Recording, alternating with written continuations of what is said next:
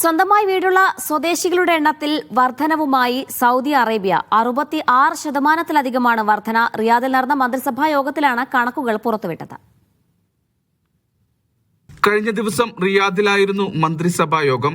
കിരീടാവകാശിയും പ്രധാനമന്ത്രിയുമായ Muhammad bin സൽമാന്റെ നേതൃത്വത്തിലായിരുന്നു സഭ. സ്വന്തം വീടുള്ള പൗരന്മാർ 66.2% ഉയർന്നതായി യോഗം വിലയിരുത്തി. വിവിധ പദ്ധതികളുടെ ഭാഗമായാണ് ഈ നേട്ടം. ഭവനങ്ങൾ സഹായമായി ലഭിച്ച ഗുണഭോക്താക്കൾ 10 ലക്ഷം കടന്നെന്നും കണക്കുകൾ പറയുന്നു. ബഹ്റൈനുമായുള്ള ബന്ധം ശക്തിപ്പെടുത്തുന്നതുമായി ബന്ധപ്പെട്ടും സഭയിൽ ചർച്ചകൾ പുരോഗമിച്ചു. ഗസയിലെ സമാധാന കൌൺസിലിന്റെ ദൌത്യത്തിന് സൗദിയുടെ പിന്തുണ വീണ്ടും ഉറപ്പിക്കാനും സഭയിൽ തീരുമാനമായി. ഡാവോസിൽ നടന്ന ലോക സാമ്പത്തിക ഫോറത്തിലെ സൗദിയുടെ പങ്കാളിത്തം, റിയാദിൽ നടന്ന അന്താരാഷ്ട്ര തൊഴിൽ വിപണി സമ്മേളനം എന്നിവയെ യോഗം പ്രശംസിച്ചു.